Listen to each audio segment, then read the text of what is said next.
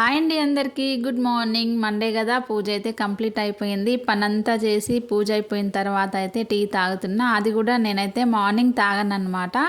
12 తర్వాతే ఏదైనా తింటా. అందుకని 12 దాటిందనేసి టీ పెట్టుకున్నా. అన్నమే తినాలనుకున్నా కానీ తినాలనిపించలేదన్నమాట. అందుకే చాయ్ పెట్టుకొని మురుకులు వేసుకొని తింటున్నా. సంక్రాంతికి తెచ్చిన మురుకులు అనమాట. ఆల్మోస్ట్ అయిపోవచ్చినాయి. ఒక 2-3 డేస్ అయితే వస్తాయి. ఇంకా మురుకులు అయిపోయిన తర్వాత అయితే టీ ఒక్కటే తాగుతా. ఎప్పుడో ఒకసారి ఫైన్ బిస్కెట్ తింటా.